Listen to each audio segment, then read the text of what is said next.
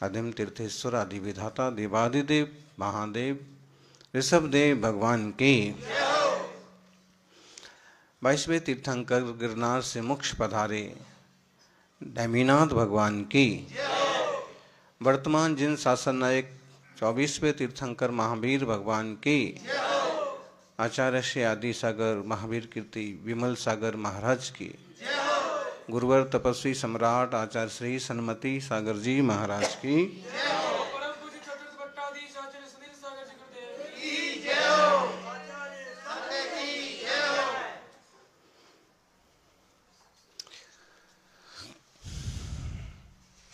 जिंदगी के रंग आपके अस्तित्व में होने चाहिए। हालात का क्या है, वो तो ब्लैक एंड वाइट होते हैं। हालात का क्या है, वो तो ब्लैक एंड वाइट होते रहते हैं। आपके अस्तित्व में रंग होना चाहिए, आपके जीवन में आनंद होना चाहिए, आपके जीवन में परोपकार सेवा और साधना होना चाहिए। जब ब्लैक एंड वाइट थे तब भी नंजी भाई सेवा परोपकार कि महाराज जी इस दोहे को ऐसे नहीं बोलते हैं।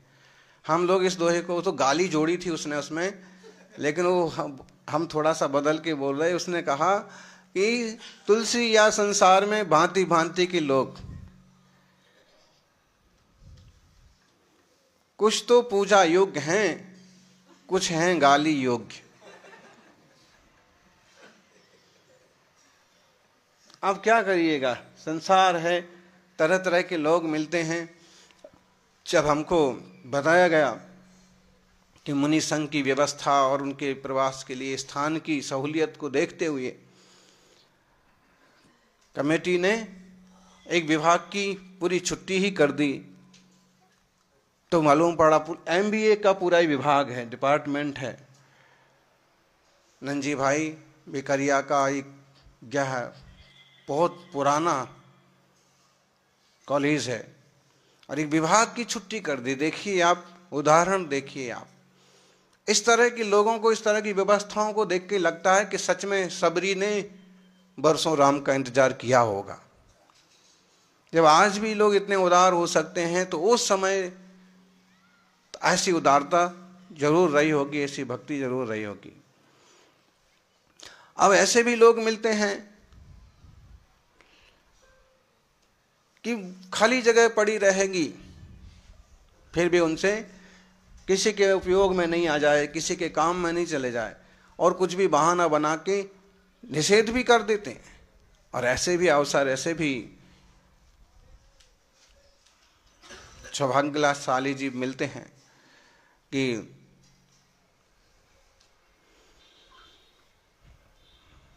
MBA की क्लासेस, इस विभाग की छुट्टी कर दी। निश्चित रूप से सुरेश भाई जी और उनके परिवार पर नानजी भाई कभी इस देश में वो MP सांसद पद को भी सुशोभित किए, जूनागढ़ से सांसद रहे। निश्चित रूप से उनके संस्कार हैं। सच में मानव जीवन बार बार नहीं मिलता है, हम इस जीवन का सदुपयोग करें। शीशी भरी गुलाब की, शीशी भरी सुगंध की पत्थर पर फोड़ दी और केवल जरा से धागे के लिए माला ही तोड़ दी। ऐसे ही लोग अपने इस जीवन का दुरुपयोग करते हैं। ये सुगंध से, साधना से भरा हुआ, भक्ति सेवा परोपकार के लिए मिला हुआ जीवन केवल वासना, केवल कामना की धागों के लिए लोग बर्बाद कर देते हैं, खराब कर देते हैं। इतना गुस्सा करते हैं, इतना अभिमान करते हैं, इतनी लोभ लालच इतना करते हैं कि जीवन कचरा हो जाता है। सुकून और शांति नहीं रहती है। रुपया पैसा खूब होता है लेकिन शांति, सुकून, अपनापन मालूम ही नहीं पड़ता। उससे अच्छा तो वो लोग हैं कि जो कम में खुश हैं। निश्चित रूप से भक्ति ऐसी हो, भक्ति ऐसी हो, भक्ति ऐसी हो कि माया के छक्के छूट जाएं, भक्ति ऐसी हो कि माया के छक्के छूट जाएं, और गिरनार की चढ़ाई ऐसी हो कि घमंड टूट जाए, अभिमान टूट जाए। बड़ा विचित्र लगता है, गिरनार की सबसे ऊंची चोटी पर बैठ करके भी लोग माया नहीं छोड़ पाते, अभिमान नहीं छोड़ पाते, घमंड नहीं छोड़ पाते, अधिकार और लालच नहीं छोड़ पाते। इतने ऊपर तक पहुंचने के बाद ईश्वर के चरणों में बैठने का सुकून आना चाहिए, एक आनंद आना चाहिए। बेगारी सी कर रहे हैं जो मुझे आज आ रहा है। आपको आनंद आ रहा है सूरज जी को? अभी हम बाहर आए तो आप यहीं खड़े थे, क्योंकि हम 3 बजे मौन खोलते हैं, लेकिन हम अभी इन दिनों क्या करते, स्वाध्याय के निमित्त से थोड़ा पहले बाहर आ जाते हैं, ताकि साधु, ताकि बाद में चलना पड़े तो हमारे पास टाइम बचे, इसलिए। तो आप यहाँ उपस्थित थे, और फिर सहज रूप से पाँव तो दुख ही रहा है, चलते चलते पाँव छिल गए, चमड़ी छिल जाती है तो खून तक रिसने लगता है, पत्थर चुभते हैं तो फिर वो उसमें कुछ लगा देते हैं चिकना, ताकि वो ज़्यादा सॉफ्ट रहे और ज़्यादा तकलीफ ना हो। तो आप भैयावृत्ति का भी, इसको भैयावृत्ति बोलते हैं शास्त्रों में, जिन शास्त्रों में सेवा करना भैयावृत्ति है। और ये वसति का दान कहा जाता है। हम जब किसी तरह से कि आप यहाँ विराजिए, आप यहाँ रहिए, निश्चिंत रहिए, ये अभय दान की श्रेणी में आता है। अगर साधु यहाँ विश्राम कर रहा है तो उसको जंगली जानवरों का या अवैध तत्वों का, अनैतिक लोगों का कोई भय नहीं रहेगा। एक तरह से एक आपने जो दान किया है वो अभय दान की श्रेणी में। अभय मतलब उन्हें कोई भय नहीं है, क्योंकि उससे आपको तो अथाह पुण्य का अर्जन हो रहा है। भागवत कथा से ऐसे लाभ होते हैं इस तरह की सेवा के, तो राम कथा जैसे लाभ होते हैं इस तरह की भक्ति के। अब साधु संग निश्चित हो गया, कोई भय नहीं है, तो ये अभय दान की श्रेणी में आ गए। अब समझ लीजिए कि ये वसति का दान में आ गए। आप यहाँ बैठिए, यहाँ आप साधना करिए, ये आए वसति का। वसति का मतलब रूम, कक्ष, कमरा, ये पुराना संस्कृत का शब्द हो गया वसति का। तो वसति का दान में आया। फिर कभी अगर हम आहार देने या फल वगैरह आहार में दिए तो आहार दान में आ जाएगा। और अगर हमारे पास कोई अच्छे ग्रंथ हैं और हमने ग्रंथ दिया तो वो ज्ञान दान में। अब आप ज्ञान दान तो कर ही रहे हैं, पूरे जूनागढ़ और आसपास के हजारों विद्यार्थी यहाँ से शिक्षित होकर निकले, आगे आगे बढ़े हैं। तो अच्छी संगति का अच्छा प्रभाव होता है। ये वही क्षेत्र है जहाँ से नेमिनाथ का जुड़ाव रहा, जहाँ से नारायण श्री कृष्ण का जुड़ाव रहा निरंतर, जहाँ जूनागढ़, जहाँ राजकुमारी राजुल नेबी का विवाह होना था, इस तरह की भूमि में आज अपन सब उपस्थित हैं। जूनागढ़ ही है, ये संस्था भी जूनागढ़ में ही आती है।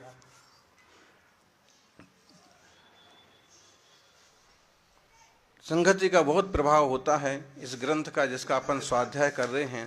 इसका नाम मरण कंडिका है, मतलब मरने की कला, कैसे मरना चाहिए। सुरेश जी संघ में जो बहुत वृद्ध साधु थे उनको हमने प्रतापगढ़ राजस्थान भेज दिया। वहाँ पर एक इस टाइप का एक बड़ा विद्यापीठ कॉलेज, समझ लीजिए हमारी प्रेरणा से चलता है। तो साधु आज वहाँ पर एक वयोवृद्ध माता जी, अनर्घमती माता जी, 4-5 दिन उन्होंने बढ़िया साधना की। ऐसे तपस्या तो उनकी 10-12 साल से चल रही थी, और पिछले 3-4 दिन की अच्छी साधना करके आज उन्होंने अंतिम सांस ली, समाधि मरण किया। अब हम यहाँ मरण कंडिका का स्वाध्याय कर रहे हैं कि जीवन का अंत कैसे होना चाहिए, जीवन भी अच्छे से अच्छा होना चाहिए। और मरते वक्त जो संथारा की बात आती है, जो संलेखना की बात आती है, जो समाधि की बात आती है, वो एक तो सूत्रमती ने करके दिखाई और अभी अनर्घमती माता जी।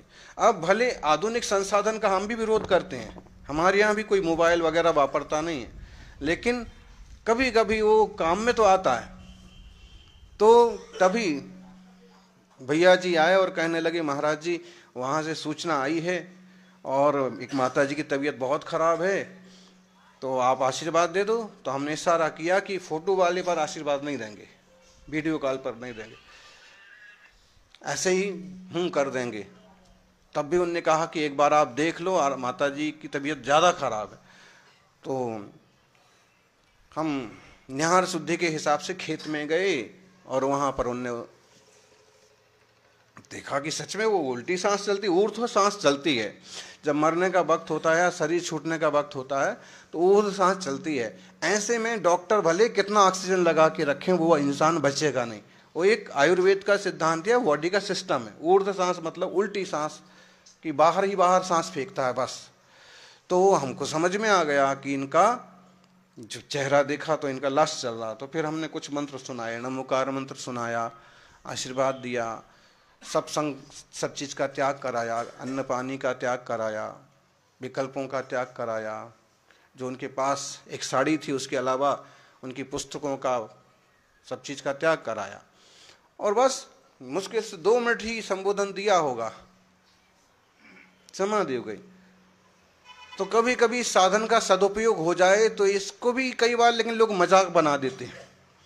अभी पिछले दिनों एक और साधक थे जिनको हमने संलेखना समाधि के निमित्त से कहा कि भाई आप ये अमुक अमुक व्रत स्वीकार करो, और हमारे एक शिष्य वहाँ थे, उनके माध्यम से संस्कार के लिए हमने स्वीकृति दी। तो लोगों ने उसकी रील बना दी कि महाराज जी जो है मोबाइल पर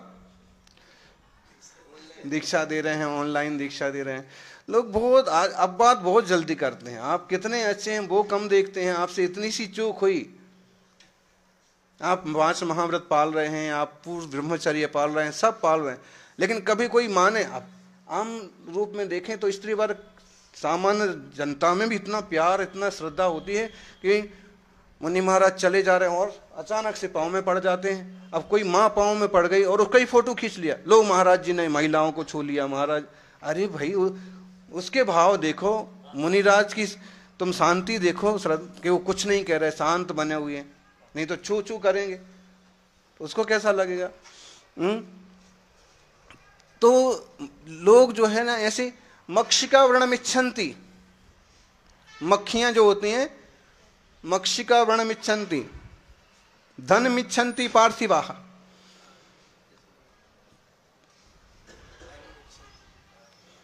एक नीति है, मक्खियां जो होती हैं व्रण चाहती हैं कि किसी को जरा सा फोला हो जाए, फफोला हो जाए और उसमें खून और पीप निकले, मक्खियों को वही चाहिए, उसके पूरी बॉडी से कोई लेना देना नहीं है, बस उसको उतना सा फुंसी पर से उसी पर कूदेंगी और उसी को खाएंगी। मक्षिका व्रणम इच्छन्ति धन इच्छन्ति पार्थिवा। ये जो राजा लोग होते हैं इनको धन चाहिए, आप किसी भी रूप से आप धन दो। और धार्मिका ज्ञान मिच्छन्ति, थोड़ा चेंज कर रहे हैं हम, धार्मिका ज्ञान मिच्छन्ति। धार्मिक जो लोग होते हैं वो ज्ञान चाहते हैं, वो सेवा चाहते हैं। और शांति मिच्छन्ति साधवः, और साधु चाहते हैं शांति। लेकिन कुछ लोग ऐसे होते हैं कि ना वो शांत रहने देते हैं और ना शांत रहते हैं। हाँ, बोलते ना मोदी जी, ना खाएंगे और ना खाने देंगे। ऐसे कुछ लोग ऐसे होते हैं, ना शांत रहेंगे ना रहने देंगे। क्या इलाज है इसका। तो जो भी है फिर भी अपने को पुरुषार्थ करते रहना चाहिए। आज अनर्घमती माता जी का उत्तम समाधि मरण हुआ, पता पड़ गया था हमें, लेकिन बिहार था इसलिए आहार में कुछ त्याग कर उपास करते हैं इस समय। जैसे संघ में अगर किसी का देह विसर्जन हुआ तो टोटल निर्जल उपास होता है 48 घंटे का। जैसे कल आहार हुआ था, फिर आज हुआ। अगर हम आज उपास करते तो आज ही आहार नहीं होता, पानी नहीं होता, कुछ नहीं होता। 48 घंटे बाद ही होना है, चाहे कितनी गर्मी हो चाहे कितनी सर्दी हो। तो फिर सबका विहार था, इसलिए पहले सूचना भी नहीं दी। और फिर हमने अमुक अमुक वस्तु का त्याग कर दिया, अन्न का त्याग, एक अन्न का ग्रहण किया। तो इस तरह से कुछ त्याग हो गया, कुछ आहार हो गया। बाकी अभी आने वाली चतुर्दशी कर उस निमित्त से किसी भी निमित्त से करेंगे। तो ये अच्छे संयोग में रहे तो उनका जीवन सुधर गया, मरण सुधर गया। इस ऐसे शास्त्रों के पढ़ने का ये फल होता है कि जीवन में शांति बनी रहती। लेकिन अगर गलत संगति हो जाए तो आदमी का क्या हाल होता है। इसमें एक छोटी सी कहानी आई है, इस टाइप की कहानी पंचतंत्र में भी आई है। लेकिन एक कहानी है कि उल्लू और हंस पक्षी, उल्लू और हंस पक्षी, ये उस संयोग की बात है कि उल्लू और हंस पक्षी, राजहंस की दोस्ती हो गई। उल्लू रहता था, जो ये द्वार होता है, राजद्वार, नगर का मुख्य द्वार होता है, उसमें घोंसला बना के रहता था उल्लू, और हंस रहता था पेड़ पर। दोस्ती थी तो एक दूसरे के यहाँ आना जाना रहता था। हंस को ऐसे लगता था कि दुनिया में सबसे अच्छा पक्षी यही होता है, लेकिन उल्लू तो उल्लू ही है। एक बार राजा की सवारी निकल रही थी, राजा वन विहार के लिए जा रहे थे, खुशी हंसी खुशी खेल कूद के लिए, और तभी उल्लू दक्षिण दिशा में आया, पेड़ पर बैठा और उसने आवाज निकाली। राजा को गुस्सा आया, इतना अच्छा कार्य के लिए हम लोग जा रहे हैं, मौज मस्ती के लिए, और इसने अपशकुन कर दिया। राजा तो राजा ही होते हैं। बाण निकाला, धनुष पे चढ़ाया और उल्लू तो उड़ गया, लेकिन हाँ, राजहंस भी उसके साथ वहीं बैठा था। बेचारा वो इंतजार में रह गया, बाण लगा हंस को और हंस मारा गया, उल्लू उड़ गया। ऐसे ही उल्लुओं की संगति करने वालों का हाल होता है। कमतर लोगों की, अपने से हीन लोगों की संगति मत करो। संघ में भी आपसे ज्यादा अच्छे गुणवान साधु मिल रहे हैं, उनके पास ज्यादा बैठो। गृहस्थों के पास ज्यादा बैठोगे तो गृहस्थी जैसे विचार आएंगे, और श्रेष्ठ संतों के साथ बैठेंगे तो संतों जैसे विचार आएंगे। राजस्थान में एक मंत्री जी हर दूसरे तीसरे महीने हमारे पास आ जाते थे। तो एक बार उनने खुद ही सुनाया कि मेरे से किसी ने, पत्रकार ने पूछा कि क्या महाराज जी से आपका क्या लेना देना है, वो क्या जादू मंत्र देते हैं, क्या करते हैं। उन्होंने कहा कि देखिए, जब मैं ज़्यादा बोझिल हो जाता हूँ या ज़्यादा विकार आते हैं तो मैं एक बार 2-3 महीने में चला जाता हूँ, तो मन के लिए बहुत संतोष मिलता है। मेरा एक तरह का मन का स्नान हो जाता है, इसलिए मैं जाता हूँ। तो निश्चित रूप से संतों की संगति, और आप तो खुद संत हैं, खुद बसंत हैं, फिर तो अच्छी संगति करो। धर्मात्मा जी मिल रहे हैं, उनका लाभ लो। अब अपन यहाँ पर देख रहे थे, एक विषय चल रहा है, संविघ्न परमाम कोटिम साधु संविघ्न मध्यगा गंध युक्ति रवायाति सुरभि द्रव्य कल्पिताम।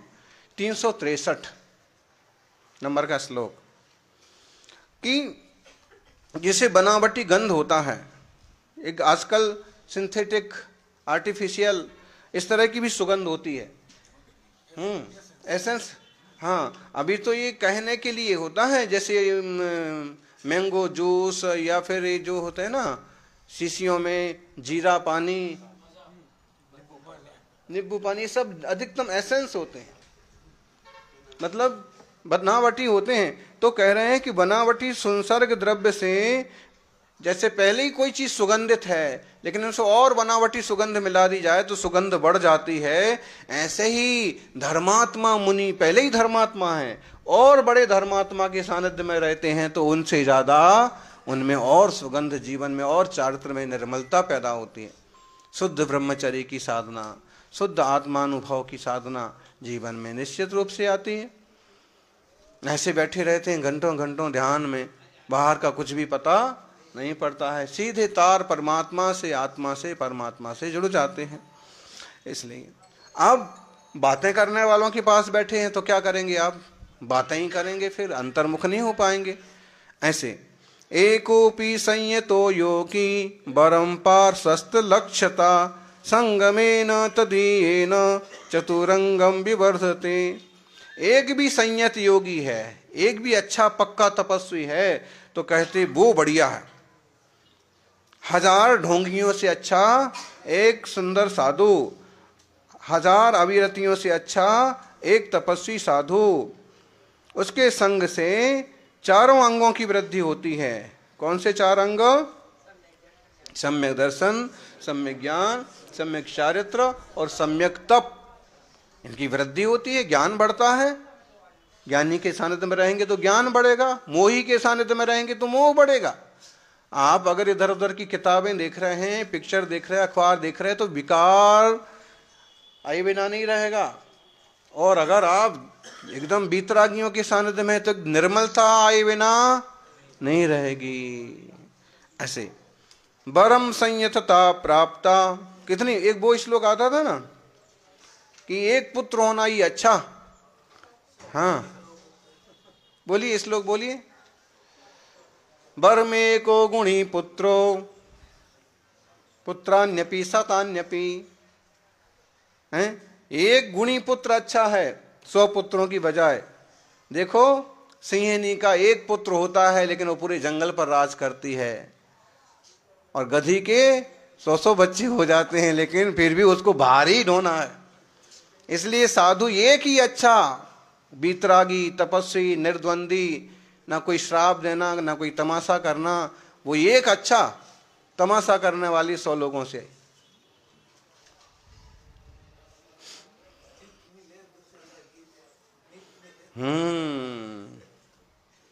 તમારો પ્રવચન થઈ ગયો ને?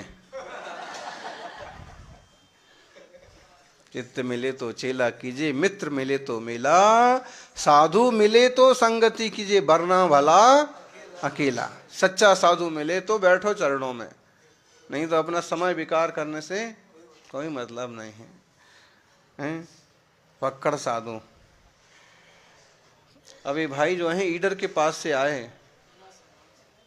मनासा, हैं? मलासा, ये जबरदस्ती अपने घर ले गए थे।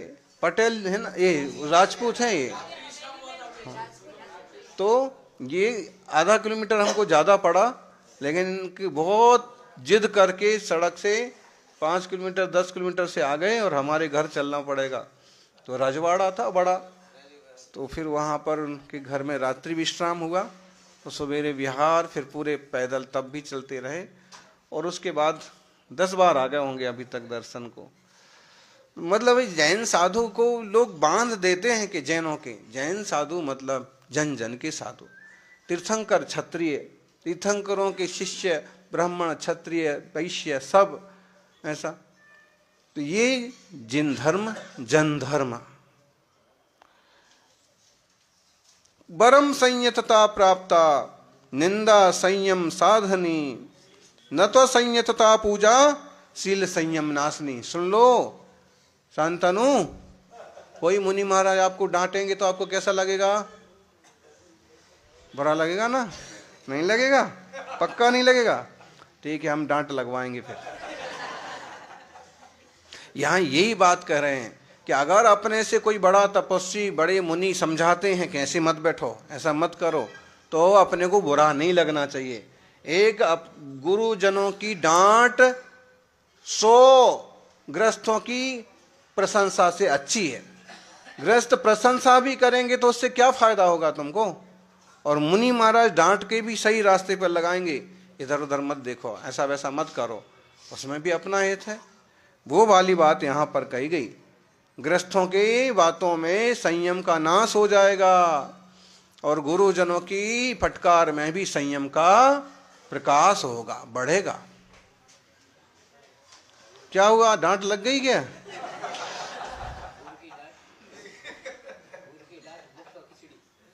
हाँ, गुरुनी डांट मोक्ष मार्गनी सीढ़ी छे, कल्याणनी पीढ़ी छे। वो तो पहले ऐसे बोलते थे, गुरुजी मारे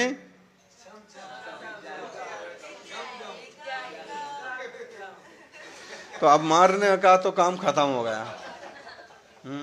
हमको भी पड़ी होगी। हाँ, गुरुजी मारे धम धम और विद्या आवे शम शम। हाँ, छोटा बच्चा आके माँ से कहता है कि अब मैं स्कूल नहीं जाऊंगा। क्यों? स्कूल जाना बेटा, स्कूल जाओगे तो इंसान बन जाओगे। तो कहता आप इंसान बनने के लिए भेजते हो, गुरुजी हमें मुर्गा बना देते हैं। तो पढ़ के नहीं जाना, होमवर्क नहीं करके जाए तो मुर्गा बना देते। तो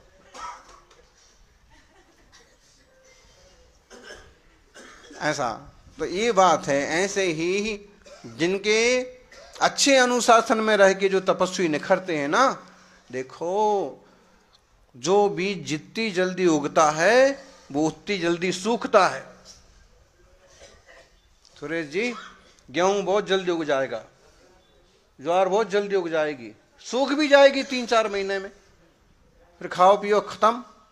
लेकिन नारियल और बांस के पेड़, आम और अखरोट के पेड़ बड़ी मुश्किल से उगते हैं। 5 साल तक तो बांस का अंकुर भी कई बार जमीन पर बाहर नहीं आता है, वो भीतर भीतर अपनी जड़ें फैलाता है। 5 साल तक, 5, 6, 7 लग जाएगा, और जब वो बाहर निकलता है और फिर जब बढ़ता है तो हर दिन 1 सेंटीमीटर तक बढ़ सकता है, हर दूसरे दिन 1 इंच तक बढ़ सकता है। बढ़ता है बाहर तो फिर एकदम तेजी से बढ़ता है और प्रभावशाली रूप से। तो साधना के क्षेत्र में भी है कि पहले अपनी जड़ें जमाओ गुरुजनों के सानिध्य में, तत्व ज्ञान, आत्मशुद्धि, निर्मलता, साधना, और जब आपकी जड़ें अंदर जम जाएंगी फिर जब आप उगेंगे, बाहर आएंगे, अपने आप आपकी चमक, आपकी साधना दुनिया को मालूम पड़ेगी। हमको भी गुरु, हमारे तपस्वी सम्राट गुरुवर सन्मति सागर जी के चरणों में 10-11 साल तक रहने का अवसर मिला। वो केवल छाछ और पानी लेते थे 48 घंटे में एक बार बस, और 10-10 दिन के भी उपवास, फिर निर्जल उपवास करते थे। कठिन साधना थी। अब उनकी सानिध्य से अपने को भी थोड़ा थोड़ा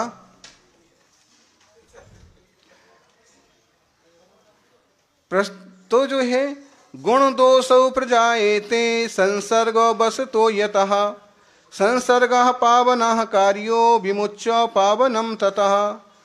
क्या बढ़िया बोले, गुण और दोष संगति से आते हैं, इसलिए अच्छे संसर्ग को करो। अच्छे संसर्ग को करने से गुण बढ़ते हैं, बुरे संसर्ग को छोड़ो, बुरी संगति करने से गुण सूख जाते हैं। एक बहुत सुंदर दोहा है, संगति ही गुण उपजे, संगति ही गुण जाए, बांस फांस और मीसरी एक ही भाव भिकाए। संगति से ही गुण आते हैं और संगति से ही गुण चले जाते हैं। क्या समझे त्रिलोक जी?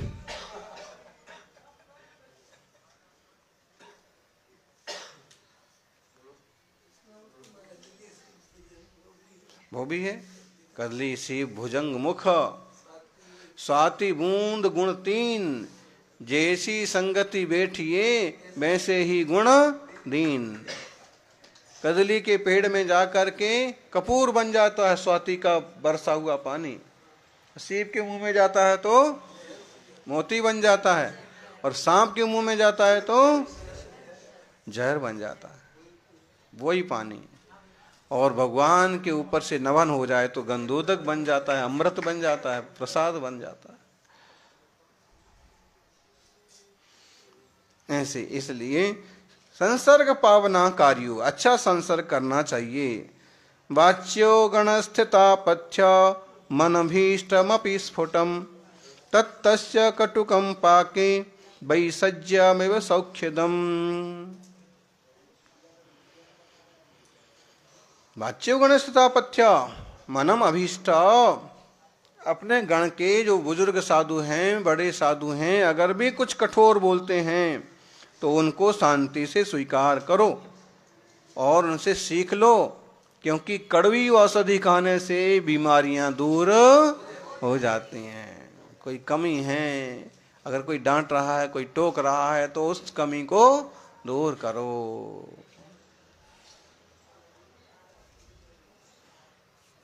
क्या समझे दिल्ली वाले? आपको कोई नहीं डांटता? अब आप इतने मतलब पहले ही इतने, आपको कौन डांटे बताओ? तो देखो, छोटों से भी इस बात का डर तो होना चाहिए कि अगर हम कुछ कमी करेंगे और ये बोलेंगे तो कैसा लगेगा। तो इस टाइप का छोटों से भी एक थोड़ा सा लिहाज होता है। वो बड़ों का लिहाज होता है छोटों को कि बड़े भाई साहब खड़े हैं तो अपने को ऐसा नहीं करना। और कई बार बड़ों को भी छोटे का रखना पड़ता है कि अगर हम ऐसा करेंगे तो ये क्या करेंगे। फिर पाँव में हमको चोट लगी तो हमने इसमें वो किसी ने वो बांध दिया पट्टी। हाँ, तो हमारे तो एक ही पाँव में बंधी। एक दूसरे महाराज आ गए 2 पट्टियां लेके कि हम दोनों में बांध लें। तो फिर हमने उसको छोड़ ही दिया कि अपन एक बांधेंगे तो ये दोनों में बांधेंगे।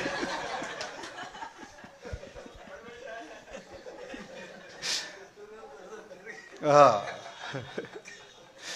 तो मतलब है कि आप जो कुछ करते हैं, अगर आप ध्यान में बैठ गए, अब जैसे हम 12 सवा 12 बजे होंगे ध्यान में चले गए तो सभी लगभग ध्यान में चले गए। जो ज़्यादा थक गए थोड़े विश्राम में गए होंगे, वरना ध्यान में चले गए। स्वाध्याय के लिए आए, सब स्वाध्याय में आ गए।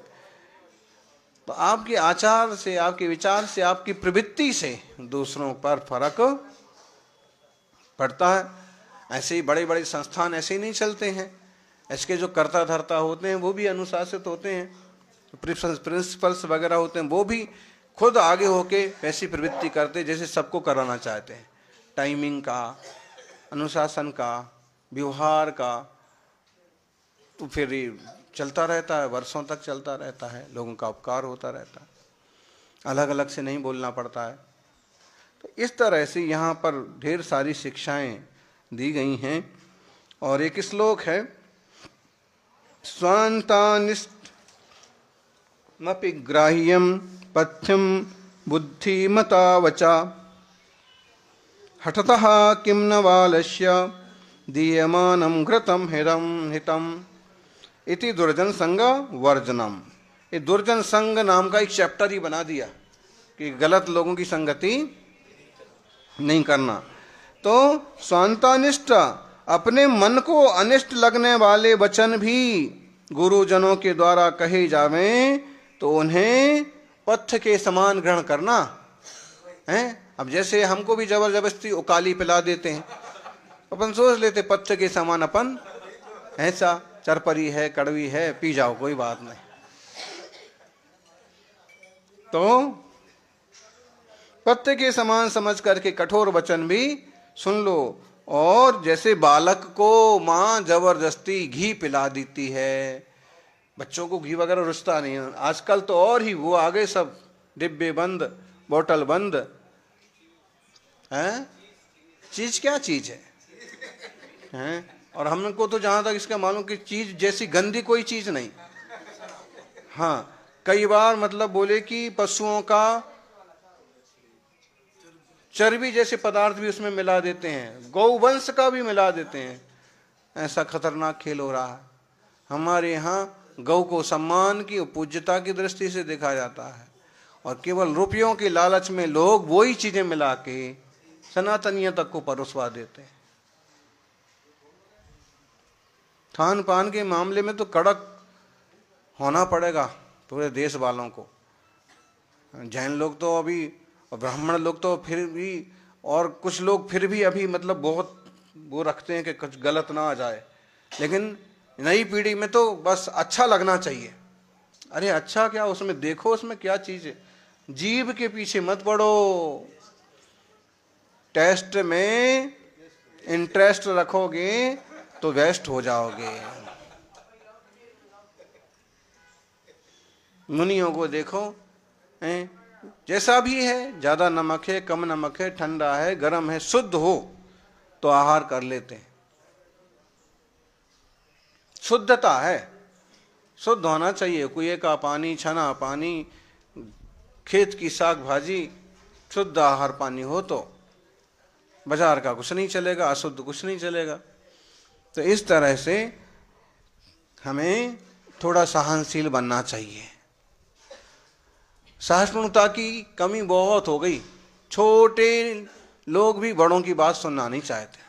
परिवार में बड़े भाई के पिता के अंडर में चलता था पूरा परिवार, अगर पिता नहीं है तो बड़े भाई के अंडर में पूरा परिवार चलता रहा, चलता था, चलते हैं, अभी भी हैं कुछ परिवार, लेकिन अभी तो सबको स्वतंत्रता चाहिए, ऑर्डर नहीं। ये जो चीज है ये बराबर नहीं है। किसी के नीचे रहेंगे तो तब तक विकास होता रहेगा, हमको रास्ता सूझता रहेगा, कमियां निकलती रहेंगी, और जिस दिन मन मर्जी के मालिक हो जाएंगे उसके बाद विकास रुक जाएगा, विनाश होगा, विकास की जगह विनाश होगा, मनमानी प्रवृत्तियां हो जाएंगी। इसलिए कभी कोई कठोर भी बोल दिया और बात सच्ची है तो एकदम चुपचाप उसको सुन लो, सीख लो और सावधान हो जाओ, कल वैसी गलती नहीं होगी। गुरु चरणों में रह करके हम इस बात पर बहुत ध्यान रखते थे, वो हमको ही हर चीज पर डांटें, समझाएं, बोलें, ऐसा नहीं। अगर किसी बात को लेके उनने किसी को बोला है कि आपने ये चीज ठीक नहीं की, तो अपन को सुन के सबसे पहले उसको सीख लेना कि ऐसा अपने को नहीं करना। तो सुधार पर का ना करो, खुद का करो सुधार, सुधर सुधर सुंदर बनो, जाओ भव के पार। कहाँ का श्लोक है, कहाँ का दोहा है? अध्यात्म सार शतक।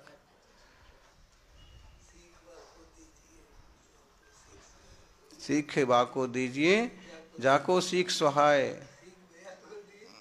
सीख बयाने दी बांदरा को, बया का ही घर जाए। बंदरों को सिखाने मत पड़ो, रास्ते चलते जिस किसी को भी उपदेश देने गए और माथे पड़ गया, मुश्किल हो जाएगा। आपने उसको कहा कि तम्बाकू छोड़ो, और उसको कल परसों क्या हुआ कि हम लोग इस तरफ मुड़ रहे थे, एक ऐसा रोड आ रहा था, पूरा संघ था, 101 आदमी थे। तो हमने एक बार इशारा किया, एक युवक को मौन था, तो हमने इशारा किया कि इस दुकान वाले को पूछो, हमने कहा पूछो इसको कि यही रास्ता है क्या। तो हमने उस युवक को कहा कि पूछो, मतलब आप पूछो, हमारा तो मौन है, तो पूछो कि ये रास्ता है। तो अच्छा बाबा जी अभी लाता हूँ, वो दुकान की तरफ दौड़ा, अभी बस बीड़ी सिगरेट सब है, लाता हूँ।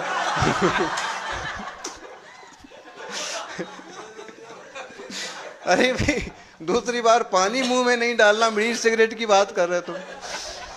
फिर उसी वक्त ने उससे रास्ता तो क्या पूछा, उसको समझाने ही में लग गया कि भैया ये नहीं कह रहे कि बीड़ी सिगरेट चाहिए, महाराज जी ये पूछ रहे कि ये रास्ता बराबर है क्या, इधर ही से जाना है। मत बड़ा वो श्रावक बड़ा वो ग्रस्त बड़ा भोला दुकानदारी था, तो खड़ाता था अच्छे से भक्ति से। अब जैसे इशारा किया, अब हमने समझा इतना अच्छा आदमी है तो इसी से रास्ता पूछ लो। तो उसने अच्छा लाता हूँ, दुकान की अंदर की तरफ दौड़ा, फिर बेले करा अच्छा ये ला रहा, अभी लाता हूँ, बीड़ी सिगरेट अच्छी है, अच्छी कंपनी की है। तो ऐसा होता है, क्या करा जाए।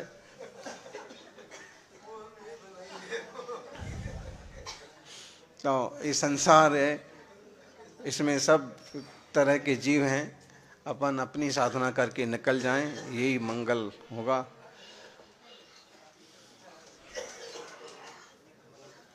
आज का अच्छा समय निकल गया, प्रशस्त स्थान है, अब क्या कहेंगे इनका, हैं नानजी भाई ने ये स्थान भी ऐसा चुना, एकदम यहाँ बैठे तो आपको गिरनार की 5 टोंक 4 टोंक तो दिख ही जाते हैं, छत पर जाएंगे तो यहाँ की भूमि यूं ही प्रशस्त है। और आज अपन सबका स्वाध्याय, चिंतन, ध्यान सब आराम से पार हुआ। अब अपन विराम करते हैं। ये अहमदाबाद के भी गरिष्ठ वरिष्ठ लोग पधार रहे हैं, पारस जी, प्रियल जी, संजय जी वगैरह। अपन अभी विराम कर लेते हैं। जय बोलिए 24 तीर्थंकर भगवान की, नैमीनाथ भगवान की।